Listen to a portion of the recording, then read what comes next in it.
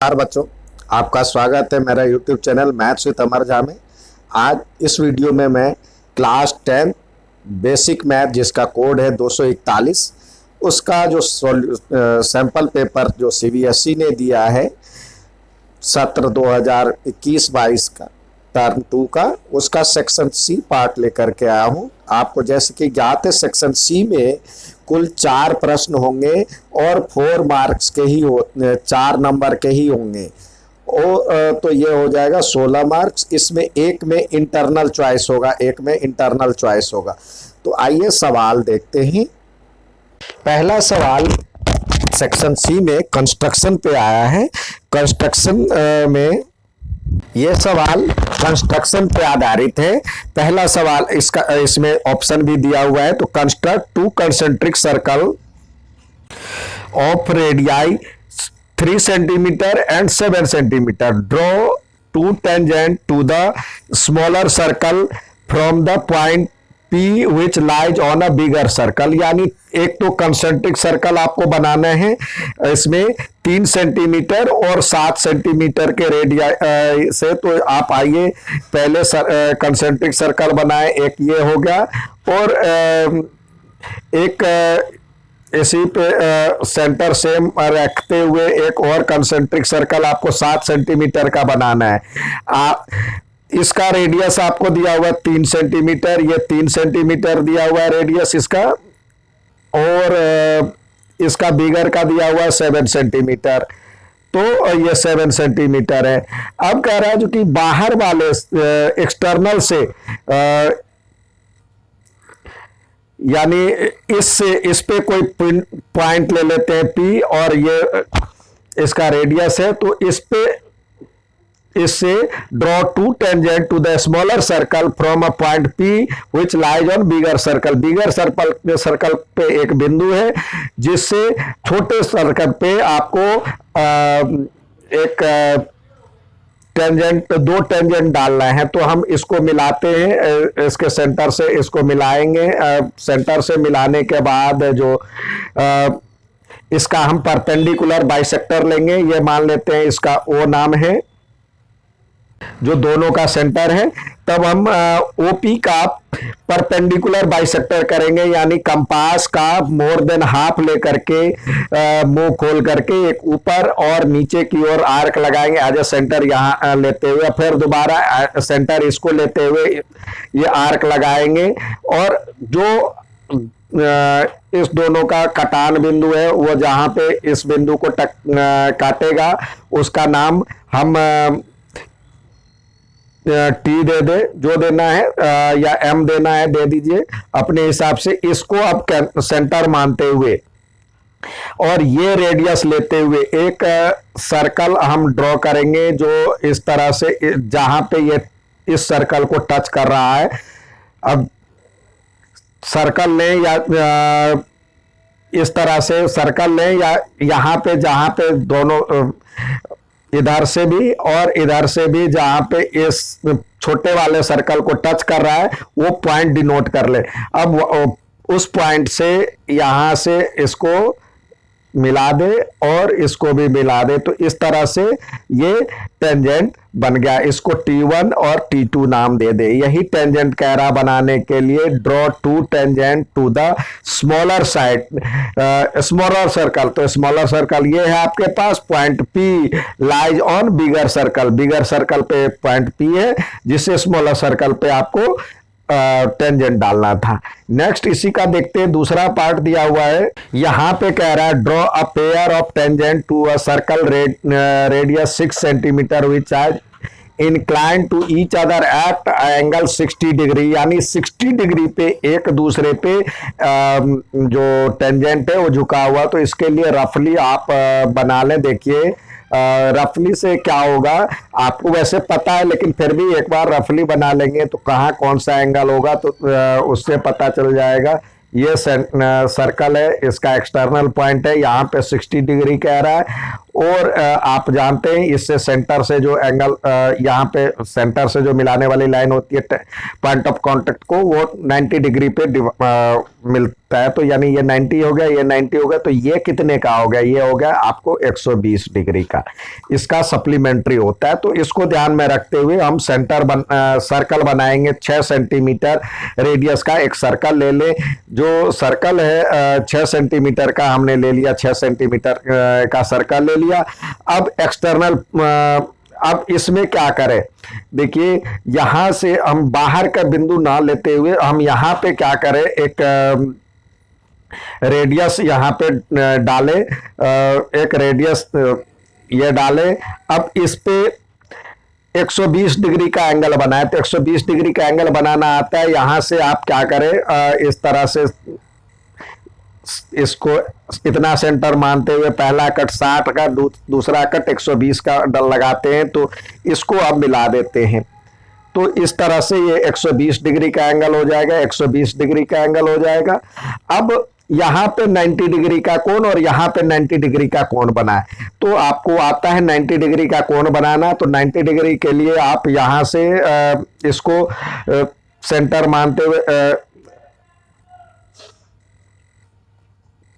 मानते हुए एक सेमी सर्कल ड्रॉ करेंगे। पहला कट 60 का होगा, दूसरा 120 का होगा। तो इसका जो यहां से फिर ऊपर की ओर और नीचे की ओर ले जाते हैं। इसी तरह यहां से भी सेमी सर्कल ड्रॉ करेंगे। पहला कट 60 का, दूसरा 120 का। तो इसका बाइसेक्टर जो होगा वो उसको मिला देंगे। तो ये 90 डिग्री का एंगल यहां से बन जाएगा और यहां से भी 90 डिग्री का एंगल बन जाएगा। तो ये बिंदु, ये जहां पे एक दूसरे को टकराएगा, एक दूसरे को जहां पे इंटरसेक्ट करेगा, वो एक्सटर्नल पॉइंट हो गया। ये पी हो गया एक्सटर्नल पॉइंट, ये 60 डिग्री हो गया। तो इस तरह से आपका जो एक्सटर्नल पॉइंट से वो टेंजेंट आपने ड्रॉ करना था, ड्रॉ कर लिया। ठीक है, नेक्स्ट सवाल देखते हैं। नेक्स्ट सवाल ये दिया हुआ, the following age wise chart 300 passenger flying from Delhi to Pune prepared by airline staff, less than 10 number of, मतलब एज है और ये इस तरह से दिया हुआ है। तो ये लेस देन का यूज किया गया है। तो आप ये नए तरीके का इसमें देखिए बना रहे हैं। तो सबसे पहले आपको एक इस तरह से टेबल बनाना होगा। तो इस तरह से 4 टेबल बना लेंगे। इसमें हम लिखेंगे क्लास इंटरवल। यहाँ पे क्लास इंटरवल हम यूज करेंगे, CI जिसको कहते हैं, CI। और इधर F होगा, फिर X आपको निकालना होता है और XF होता है। तो देखिए 10 से कम कह रहा है, तो ये लिखे 0 to 10, 0 to 10। 10 में तो ये यही आएगा, 14 का 14 है यहाँ पे फ्रीक्वेंसी। और 20 से कम यानी 0 से 10 से 20। अब देखिए 10 से 20 में 20 से कम वाला तो ये भी आ जाएगा। तो ये सब्सट्रैक्ट करते चलेंगे पिछले वाला। तो कितना हो जाएगा? 44 में से 14 गया तो ये आ जाएगा 30। फिर 20 से 30,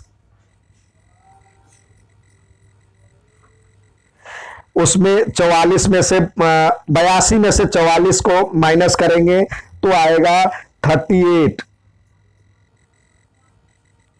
फिर आप 30 से 40 लिखे, 30 से 40 तो 134 से 82 गया। तो इसको सब्सट्रैक्ट करेंगे 182 में से 134 में से 82 जाएगा, सब्सट्रैक्ट करेंगे तो इसका आंसर आएगा 52। अब 40 से 50 का जब हम करते हैं तो ये हमारा 184 है। 184 से माइनस करेंगे 134 को, पिछले वाला माइनस करते जाइए तो ये हो जाएगा आपका 50। और फिर अगला है 50 से 60।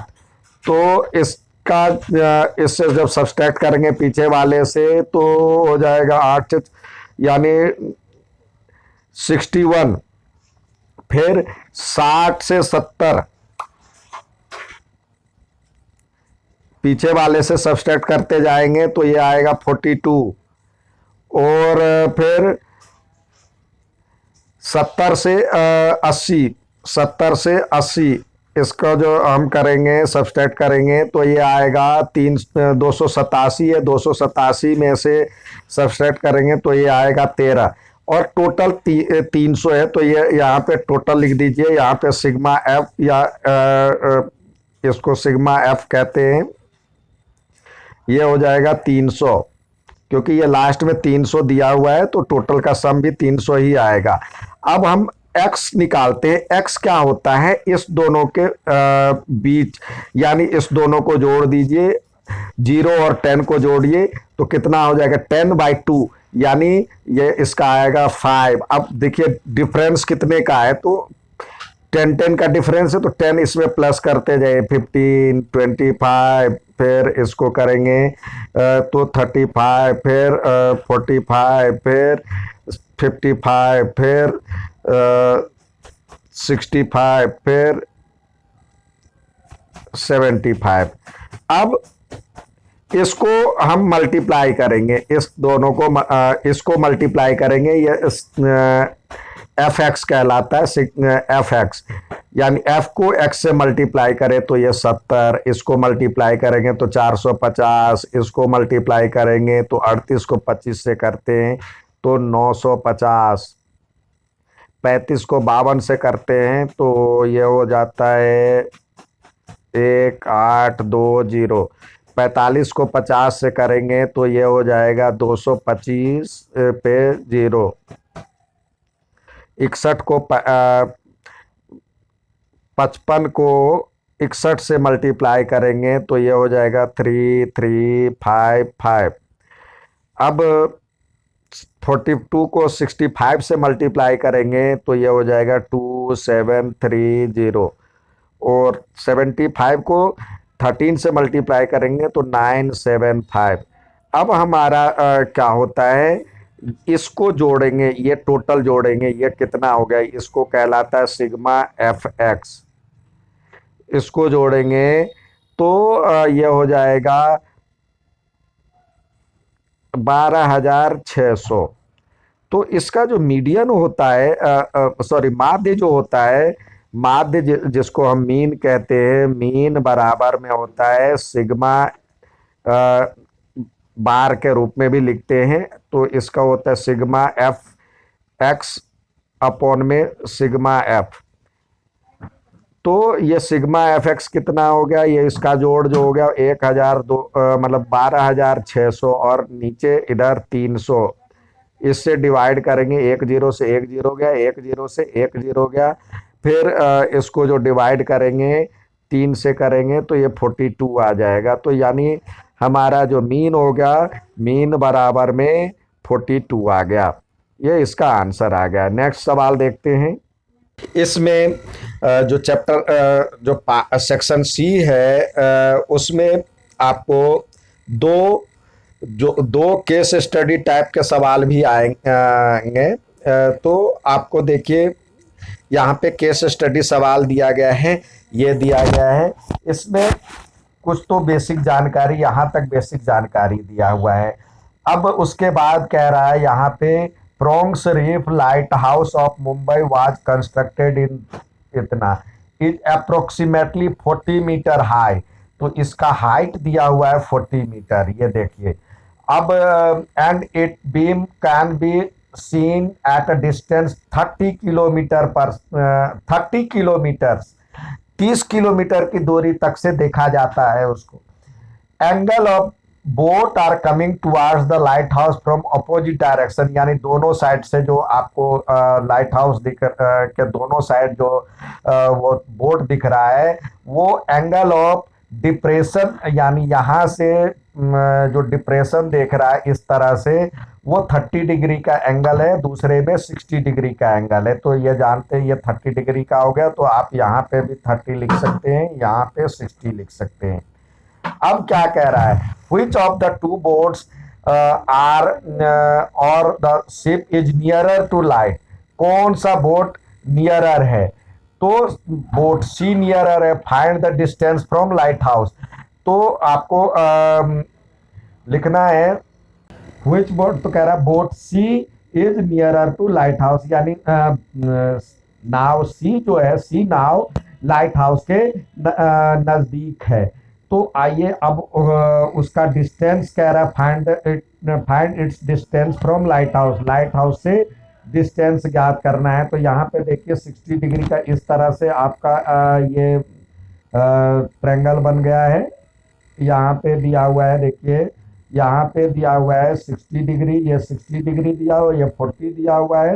तो इसी तरह से यूज करें, ये 60 और ये दिया हुआ, ये निकालना है, ये हो गया 60 डिग्री, 60 डिग्री और ये है 40, और ये है ए बी और सी।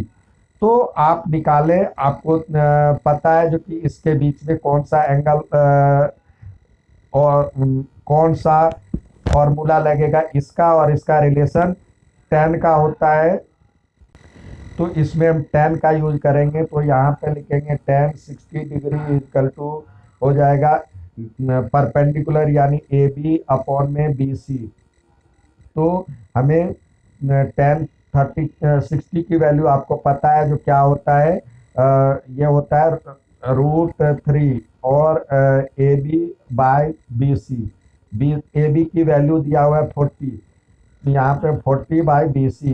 तो इस तरह से बी सी इक्वल टू क्या हो जाएगा 40 बाई √3। आपको पता है √3 नीचे नहीं रहता है, तो इसको हम √3 इंटू √3 से मल्टीप्लाई कर देंगे। तो ये हो जाएगा या तो 40 बाई √3 भी लिखे या 40 बाई 3 √3, ये हो गया इतना मीटर। ठीक है, अब नेक्स्ट सवाल देखते हैं, इसमें क्या दिया हुआ है। इसमें दूसरा दिया हुआ, find the time taken by the boat to reach the light house if the moving at the rate 20 metre per hour. Find the time taken of the boat. तो दोनों यहाँ पे जो दूसरे में दिया हुआ, find the time taken by the boat to reach the light house if it moving at rate इतना किलोमीटर पर आवर। तो यहाँ पे किस बोट की बात कर रहा है ये नहीं दिया हुआ है, तो आप दोनों का निकाल सकते हैं। यहाँ पे find the time taken by the boat to reach light house if it's moving at the rate. तो किसकी मूविंग कर रहा है, ये डी की सी की, दोनों को निकाल सकते हैं। यदि एक ही स्पीड से दोनों चल रहा है तो पहले इसके बीच की डिस्टेंस निकाल लें। जो दूर वाला है तो दूर वाले को निकालेंगे। तो इस ट्रायंगल में दूसरे ट्रायंगल में एक का तो डिस्टेंस हमें पता चल गया। तो यहाँ पे 30 डिग्री दिया हुआ है और ये 40 है, ये आपको डिस्टेंस निकालना होगा। तो यहाँ पे निकालेंगे 10 30 डिग्री इक्वल टू हो जाएगा 40 बाई एक्स। तो 10 30 की वैल्यू क्या होता है √3। तो 40 इक्वल टू एक्स, तो इसका मतलब ये इसका डिस्टेंस हो जाएगा x इक्वल टू 40 √3। तो इतना डिस्टेंस हो गया। अब एक बार इस डिस्टेंस का निकालने 20 के स्पीड से दूसरे बार इसके हम निकाल लेते हैं, पहली बार इसका और दूसरी बार इसका। तो फर्स्ट बोट का टाइम टेकन, इसका जो स्पीड दिया हुआ है यहाँ पे दिया हुआ 20 किलोमीटर पर आवर। तो इसको मिनट पर आवर कर लो, मीटर पर मिनट कर लेते हैं। तो ये 20 देखिए 20 ये हो जाएगा, 20 को किलोमीटर से करेंगे तो 20 इंटू 1000, और आवर को यदि हम करते हैं 60 से तो ये हो जाएगा आपको 1000 बटे 1000 अपॉन में 3 मिनट पर मिनट। मीटर पर मिनट। अब हमारे पास एक टाइम बराबर होता है डिस्टेंस अपॉन में स्पीड। तो ये पहले का डिस्टेंस कितना है आप देख सकते हैं। पहले का मतलब इसका यहाँ पे दूसरे वाले का यानी डी पे जो था उसका जो 40√3 है। तो ये डिस्टेंस तो 40√3 अपॉन में 1000 इंटू 3 हो जाएगा, जिसको मल्टीप्लाई करेंगे तो ये हो जाएगा। तो इसको और भी काटें तो ये आ जाएगा, देखिए ये हो जाएगा 12√3 अपॉन में 100। अब √3 का वैल्यू आपको पता है जो कि क्या होता है, 1 इसका वैल्यू होता है 12 इंटू 1.732। 12 तो है ही, √3 का वैल्यू होता है, √3 का वैल्यू 1.732 अपॉन में 100। अब इसको मल्टीप्लाई करेंगे तो ये हो जाएगा 12 को यदि हम करते हैं मल्टीप्लाई तो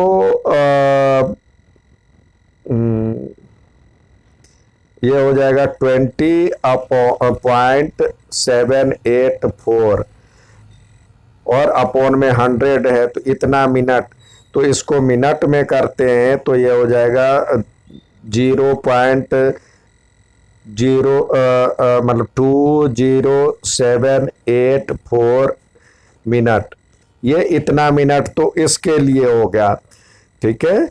और इसी के साथ यदि दूसरा कहता है दूसरे का डिस्टेंस ज्ञात करना है तो और भी कम समय लगेगा। ये उसका जो डिस्टेंस है यहाँ पे देखिए ये आया था, तो इसको हम डिस्टेंस अपॉन में स्पीड करते हैं तो ये डिस्टेंस तो आपका हो गया 40√3 अपॉन में 3 है। और इसको मल्टीप्लाई करेंगे, हमने मिनट पर आवर में निकाला था तो 1000 अपॉन में ये 1000 अपॉन में 3 आया था। तो इसको हम 1000 यहाँ पे और 3 यहाँ पे ले जाएंगे तो इसको मल्टीप्लाई करेंगे तो 1 0 से 1 0 हो गया, कट गया। तो ये 4 इंटू √3/100। तो इसको जाने में समय लगेगा, 4 इंटू 1.732 होता है, उसको 100 से डिवाइड करेंगे तो इसका आंसर आएगा 6।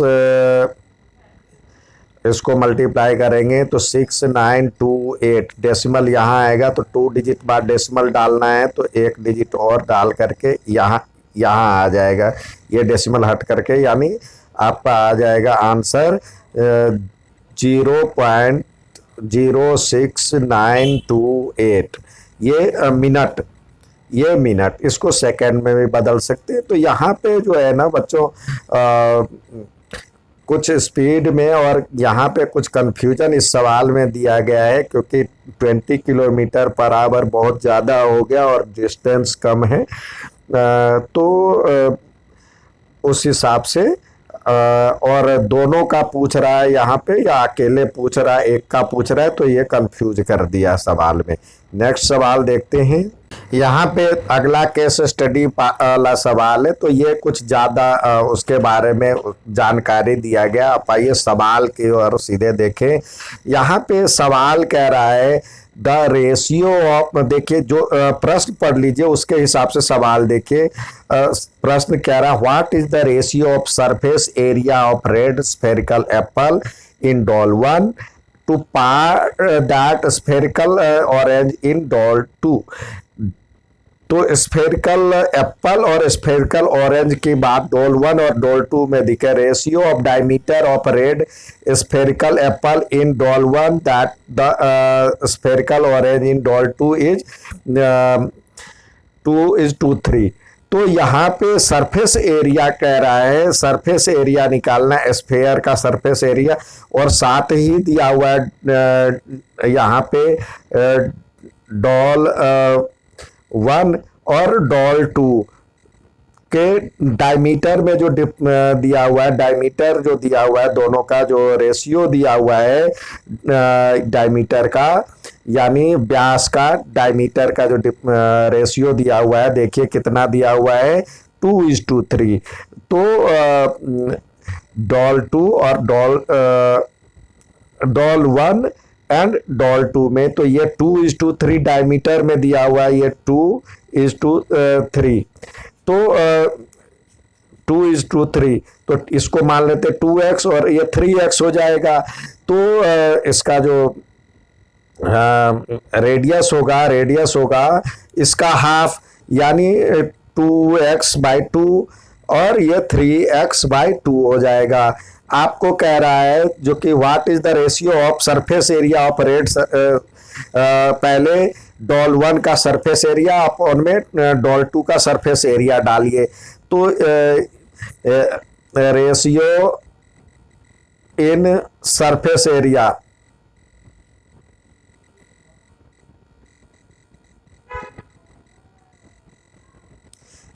ऑफ डॉल 1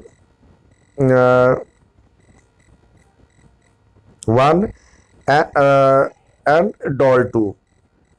तो यहाँ पे डॉल 1 का स्फेरिकल का क्या होता है, स्फेयर का क्या होता है, 4 पाई और आर स्क्वायर मान लीजिए, जो कि उसका है, और ये इसका हो जाएगा 4 पाई और आर स्क्वायर। तो इसका हम क्या करेंगे, ये 4 पाई कट गया, आर के बदले यहाँ पे 2x/2 भी रख सकते हैं, तो ये हो जाएगा 2x/2, और ये है का स्क्वायर, और ये 3x/2 का स्क्वायर। तो इस प्रकार आप देखेंगे जो कि ये हो जाएगा 4x²/4, और इंटू ये 4 ऊपर चला जाएगा, और 9x²। तो ये इससे ये चला गया, 4 से 4 चला जाएगा, तो 4:9। ठीक है। वैसे देखिए यहाँ पे डायमीटर का दिया हुआ है आपको, तो डायमीटर जितना मतलब 2:3 में है, तो उसका रेडियस भी 2:3 में ही होगा। उसका आधा यदि करेंगे तो ये कट जाएगा 2:3, और यहाँ पे स्क्वायर की बात किया गया है, तो स्क्वायर क्या हो जाएगा, 2 का 4 और 3 का 9। तो इतना मतलब ये आपको आंसर हो गया। 4 रेशियो में लिखना है, 4:9। ठीक है। नेक्स्ट सवाल देखते हैं।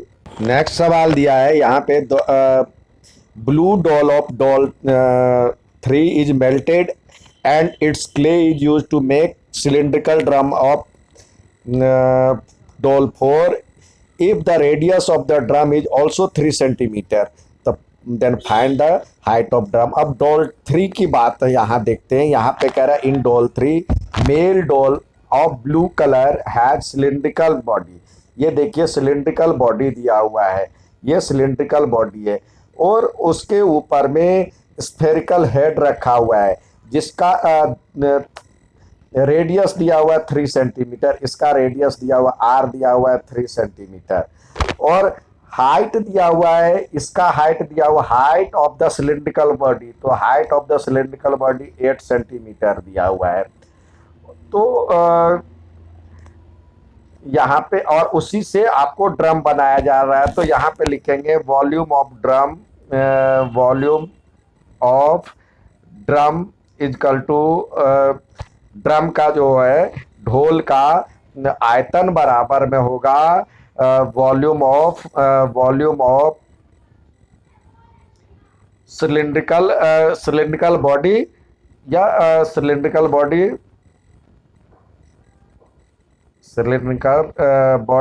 जो आपको दिया हुआ है, सिलिंड्रिकल बॉडी यानी बेलनाकार बॉडी दिया हुआ है, और प्लस में स्फेरिकल हेड।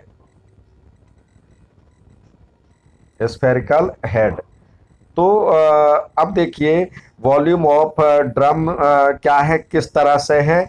आप देखिए यहाँ पे आर दिया हुआ है 3 सेंटीमीटर, आपको एच निकालना है, तो एच हम ये रख लेते हैं, और वॉल्यूम ऑफ ड्रम क्या हो जाएगा, ये सिलिंड्रिकल होता है, तो पाई आर स्क्वायर और ये एच।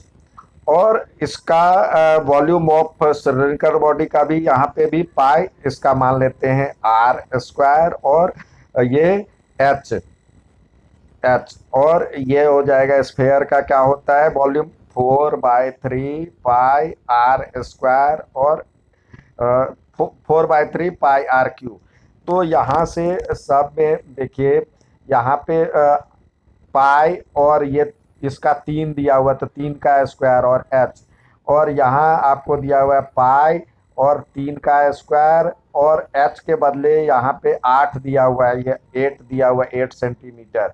तो यहाँ पे 8 लिखें और प्लस और 4/3 और पाई और 9 मतलब 3 का क्यूब। तो इस तरह से हम इसमें से भी पाई 3 स्क्वायर कॉमन ले लें तो हमारे पास आ जाएगा ये 8 बचेगा इधर से, और इधर से 4/3 इंटू ये 3 चला जाएगा, 3 बचेगा। तो देखिए और इधर हम यहाँ पे दिया पाई इंटू 3 स्क्वायर और एच। ये देखिए यहाँ 3 स्क्वायर गया, पाई से पाई गया तो एच इक्वल टू ये 3 से 3 चला जाएगा तो 8 + 4 इक्वल टू कितना हो जाएगा 12, ये 12 सेंटीमीटर हो जाएगा। तो लिखे हाइट ऑफ ड्रम इज